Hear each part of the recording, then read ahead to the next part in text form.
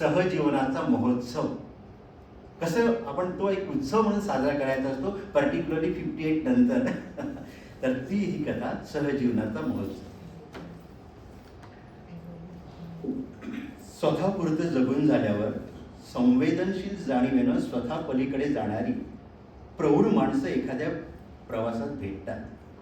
मग मन तिथं विसावायला थांबतं. त्यांच्या सहजीवनाचा महोत्सव आपण अनुभवतो.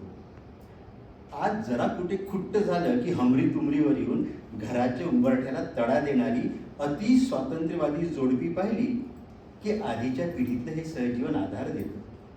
वाटतं त्यांना पुन्हा पुन्हा भेटावं, पण पत्ता हरपलेला असतो, चुटपुट लागून राहते. मात्र त्यांच्यासोबतच्या आठवणी त्या प्रवासामधल्या संवाद मनाच्या एकांतात ताजे होत राहतात. विज्ञान महाविद्यालयातून प्राध्यापक म्हणून निवृत्त झालेले पाटील कुटुंब असंच एका प्रवासात भेटलं.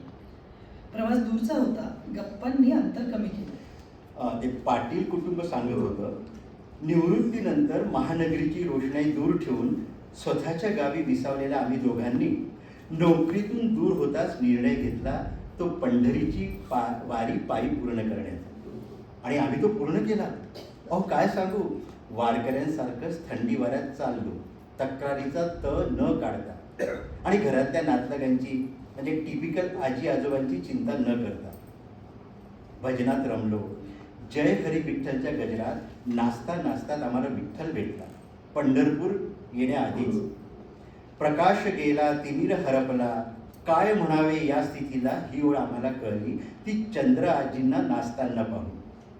चंद्र आजी 90ची ही आजीबाई वारीतच भेटली. साऱ्यांची लाडकी आजी. तिचा साईसारखा मऊ हात तिच्या स्पर्शासकट आठवतो. पाटीलबाईंची डोळे क्षणभर ओलावले, पण पुढल्या क्षणी अनावर उत्साहाचा आषाढ बरसावा तसं त्या म्हणाल्या, बाभळीचा काटा तळपायात इंचभर जाऊनही या आजीनं गळ्यातील विणा आणि नामस्मरणाचा गुंजारव थांबवला नव्हता.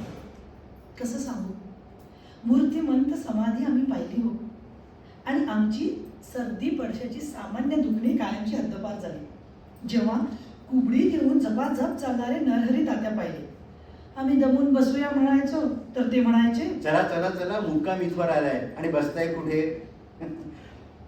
प्रत्येकानं एकदा तरी दिंडीतून वारीतून पंढरपूरला आळंदीला पायी जायलाच हवं. एक तरी ओवी अनुभवावी, त्याप्रमाणे एक तरी वारी अनुभवावीच. या प्रवासात कळलं, प्रसार माध्यमांतून केवळ माणसांचे नकारात्मक चेहरेच आपल्या समोर येतात. वृत्तपत्र आलं की जगण्याचं बळ खच्ची व्हावं असंच काहीतरी समोर येतं. पण वयाच्या साठीत आम्ही अनुभवलं, गावोगावी सामान्य माणसातही एक सुसंस्कृत भारतीय दडलाय. रात्री मुक्कामी थांबलो की आधीच एखाद्या छोट्या गावानं जेवणाची तयारी केलेली असेल. छोटे किराणा दुकानदारही डाळ तांदळाची रास ओतून सेवा करायची दिंडीची. मातीची वाकलेली घरही वारकऱ्यांना ऊन पाण्याची आंघोळीची सोय करायची. एका अशाच गावकऱ्याला मी विचारलं, अरे या माळकऱ्यांची तुझी ओळख ना पाड, कशासाठी एवढं करतोय. तो पटकन बोलून गेला, अहो पाहुणं, ह्यांच्यातच कुठेतरी इठोबा रखमाई दडली असेल माझी. डोळे झरू लागले. वातावरण सुसंस्काराचं झालं की इवली मनही कशी विशाल होतात याची अनुभूती घेतली. 30-35 वर्षाच्या सर्व्हिसमध्ये प्रयोगशाळेत विज्ञानाचे खूप प्रयोग केले, निष्कर्ष काढले. पण दिंडी ही सुद्धा प्रयोगशाळाच आहे, सामाजिक प्रयोगशाळा. जिथे ही जागती गंगा जाते तिथल्या मनाचं रसायन बदलत जाताना आम्ही पाहिलं. खरं सांगू, इतकी वर्ष संसार केला, मुलांना मोठं करण्यात आणि पोटार्थी धावपळीत आम्ही दोघंही एकमेकांशी मनातलं कधी बोललोच नाही. हेही या प्रवासातच लक्षात आलं. कुठल्याही शाळेत न जाताही सुसंस्कृत असलेली इथली मनं पाहताना आम्ही अनेकदा संकोचलो. वाटलं घरी गेल्यावर एक तरी असा उपक्रम करायचा की जिथं स्वपलीकडेचा विचार असेल. मग कुठला केला असा उपक्रम. पाटील साहेब हसले आणि म्हणाले, विशेष काही नाही, पण त्यामुळे आमचं घर आता पारायणाचं घर म्हणून ओळखलं जातं. म्हणजे नवीन बांधलेल्या घराची एक पूर्ण खोली आम्ही साधकांसाठी दिली. गुरुचरित्र, दासबोध, ज्ञानेश्वरी यांची पारायणं करायची असतात बऱ्याच जणांना, पण जागा लहान म्हणून शक्य होत नाही त्यांना. ती आम्ही पुरवली. एखादा बुद्धिमान विद्यार्थी जागेअभावी अभ्यास करू शकत नाही. आम्ही आमच्या जागेत अशी व्यवस्था केली की मांडी घालून सुद्धा वाचता येईल आणि टेबल खुर्चीतही बसून वाचता येईल. फार काय नाही, पाण्याचा एक छान माठ ठेवला, मध्ये एखादी उदबत्ती लावतो. काही जण वाचायला येतात आणि काही जण ऐकायला. अहो, सज्जन लोकांची वर्दळ सुद्धा वास्तू प्रसन्न ठेवते.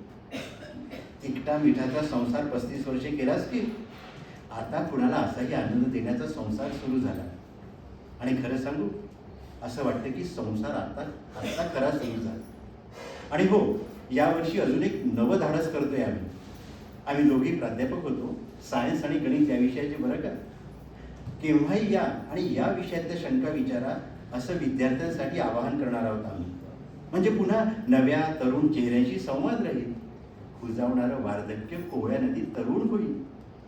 प्रवासात काही परिचय थरारून टाकतात असंच हे साधं पण सरळ सुंदर जोड. सहजीवनाचा एक नवा अध्याय सुरू करून नात्यांना एक नवं परिमाण देणार. जगण्याचं उद्दिष्ट संपलं की येतं ते म्हातारपण. इथे तर निराशेला थाराच नाही. त्यांच्या डोळ्यातून धावणाऱ्या नव्या वाटा आपल्याला गती देऊन जातात. आपण मांडलेल्या कुटुंब नावाच्या डावाची खेळी पूर्ण झाल्यावर करण्याजोगं काही ठरवलेलंच नसेल तर मग सुरू होतो त्रागा, किटकिट, भुणभुण. वेळ जाता जात नाही तेव्हा कळतो वेळेचा हातोडा केवढा भयानक असतो. तारुण्यात जी वेळ निर्झरून सटकून जाते तीच वेळ उपक्रम शून्य प्रौढपणात बर्फ होते. कित्येक घरात आपण बघतो ना, एखादं भांडण करून काढणं हीच अशा खचलेल्या निराश मनाची आत्मिक गरज ठरते. दुसऱ्याला घायाळ करत स्वतःही घायाळ व्हायचं हाच एक टाइमपास. मिळणाऱ्या पेन्शनीची, प्रॉव्हिडंट फंडाची घमेंड आणि आम्ही नाही कुणावर अवलंबून हा दर्प मिरवणारा वयस्कांचाही एक गट समाजात वावरताना दिसतो. परंतु आपल्या अनुभवाचा, जीवन प्रवासाचा उपयोग ज्यांना हवा आहे अशा खूप संस्था, व्यक्ती आहेत. त्या अधीरतेने शोधायला नको. घरातल्यांनाही मग आपल्या माणसाची किंमत कळते. पण त्यासाठी समाज नावाच्या विस्तारित घरात पाऊल टाकणं गरजेचं असतं. संसारात एकाच्या अशा वाटण्यालाही जीवन साथीदारानं साथ द्यायला हवी. नाहीतर तुम्ही भाजा या लष्कराच्या भाकऱ्या, मला नाही जमणार आहे असं खिसकारून दूर लोटलं तरी दुसऱ्याला उदासीनता येते. मुलं बाळं, नातवंड कितीही आपली असली तरी खरी हक्काची साथ आहे ती आपल्या साथीदाराचीच, याची खोल जाणीव हवी. आपल्या सुखाच्या यादीतील एखादी कमतरता क्षुद्र वाटावी अशी केवढी तरी सुख या डोळं सुरेल सहजीवनात सहज मिळू शकतात. मनासारखं जगण्याचा छान प्रवास येथेच सुरू होतो. कोल्हापूर जवळच्या वृद्धाश्रमात असंच एक हसरं जोडपं भेटलं. निराधार वृद्धांच्या भेटीला आले. अशा ठिकाणी भेटीला आलेली माणसं बहुधा लगतच्या नातेवाईकांना भेटायला आली आहेत असाच आपला समज असतो. मी पाहत होतो त्यांचं वावरणं, विचारपूस करणं. भेटायला आलेल्या त्या बाई प्रत्येक आजी आजोबाची आस्थेने चौकशी करीत होत्या. त्या बाईंचे पती तर आजारी वृद्धांचे पाय दाबून देताना दिसत होते. निसटलेली चादर नीट करत होते. थोड्या धीट उत्सुकतेने मी विचारले, कोणी आहे का तुमचं इथं? आई किंवा वडील? एकमेकांकडे सहज बघताना दोघेही मोकळे हसले. ते गृहस्थ म्हणाले, हे काय, हे सगळे आई वडीलच की. त्यांना आधी काही सांगायचं नसावं, मग मीही खोलात गेलो नाही. संस्था संचालकांनी मात्र माझा संभ्रम टिकला असावा. कचेरीत बसल्यावर ते म्हणाले, आठवड्यातनं 1-2दा येतात हे. या दोघांचं इथं कुणीही नाही, कारण त्यांना आईवडीलच नाही. दोघंही अनाथ आश्रमात वाढले. पुढं शिकून नोकरीला लागल्यावर सामाजिक संस्थेतूनच हे 2 अनाथ जीव सनाथ झाले. आता संसाराच्या जबाबदाऱ्या पूर्ण झाल्या. दोघेही म्हणतात, आमची मुलं चांगली निघाली. आम्हाला आस्थेनं विचारतात.